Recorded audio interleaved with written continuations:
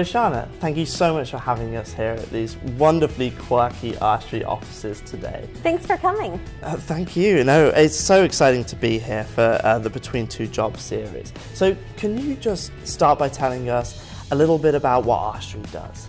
So R Street started like super nerd level flood insurance reform, the sexiest issue you can think of. Yep. And about 6 years ago we started with Eli and a few other people, and it's just grown a ton. I joined last year when we were at 40 staff. The year before they were at 25, and this year we're like 70, 75.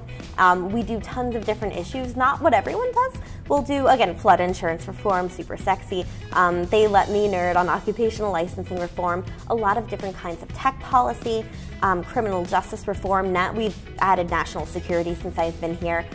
Just tons, and every policy you can imagine, but we don't do much healthcare or taxes. Sure. Great. And for those watching who, aren't interested in politics or aren't in politics generally, can you describe a day in your life?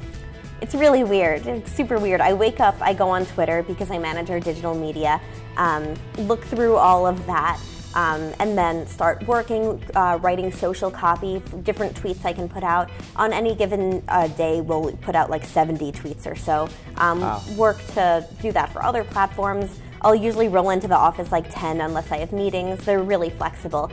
And then I'll work on either op-eds or policy, but that's not all the time. It's more the social media, making sure that everyone, if they need help with marketing, that I can help them there, and working with the team on different things and social media throughout the day.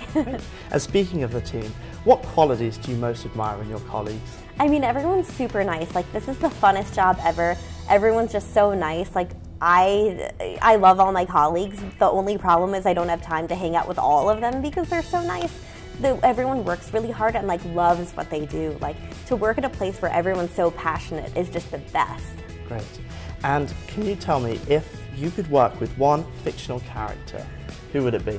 SpongeBob. He's the best worker. Like, he's so excited about life, about his job. Like, I want to be the SpongeBob of R Street. Like, I'll use a lot of silly gifs on Twitter, but a lot of them are SpongeBob related because it's a great show, first of all. But like, he was always so excited to go to work, even when things were bad around him. He made the best of it. Like, we should all be a little more SpongeBob.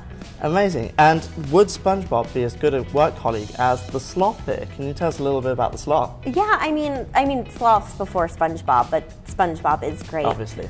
Yeah, I just really love Sloths. When I got into digital media a few years ago, when you look through GIFs to use on posts, there's just a lot of sloths. And then I saw this one of a little baby sloth handing a woman a flower, and I'm like, oh my gosh. So since then, just sloths have exploded for me. Mitch McConnell gave me a sloth doll.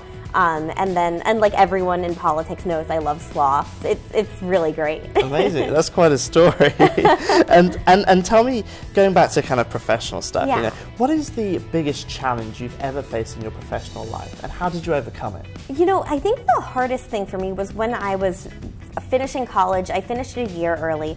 I didn't really attend class that much. I was busy working, but getting people to take me seriously when I wasn't able to get a ton of experience. I worked at consulting firms, but making a name for myself was really hard. Yeah. So that little bit, trying to figure out how to break out, I had to work so hard, and I got a job where I got to really show off my skills, so that set me up great. But it was that transition from people thinking of me as a student to a professional. And if you could get career advice off just one person, who would you ask? Oh gosh. It's hard to say because I can ask anyone I want, and usually I already have. But I think I would love to hear what James Madison would have to say. Yeah. I mean, he is my favorite founding father, and getting his perspective would be incredible. Shoshana, what book has changed your life? Clark Neely's Terms of Engagement. So I'm a giant constitutional law dork. I love that stuff. I've been a Federalist Society member since I was 16. And when I was 19, I went to the FedSoc conference and I heard Barnett speak, became a huge fan, and he told me to read Clark's book before I read his, because it's a really good intro for people who aren't lawyers and who don't know law. So I read Clark's book, and that was the book that got me into reading. Before that I would read a little here and there, but now I read 40 books a year, and it's because Clark's book made me realize all the things I wanted to know that I didn't know. And it's all about occupational licensing reform and the judicial theory behind it when it gets to the courts. and he's the most wonderful person and inspires the heck out of me. Fantastic. And so we will finish with just 2 more questions, one fun, one serious. So we'll start with the serious one so we can have another fun one.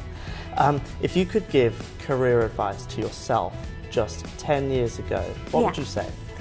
Don't stress. I'm a big stress monster. I get anxiety. When I was a teenager and interning, if I had to answer calls, I would have the worst anxiety and just like panic.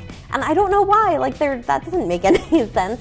I stress so much. I've made very few mistakes in my career, but it's because I've worked so hard. But there was a lot of stress that came with that. And if I had just chilled out, I had a lot of fun, but I would have had a lot more fun. I bet there's a lot of people who could really do with being told that by their future selves. Oh yeah. And so we'll finish with a fun one. What would your baseball walk-up song be?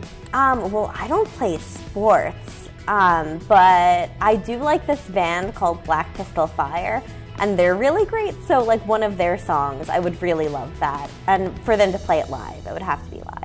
Shoshana, thank you so much for having us here. Thanks for coming.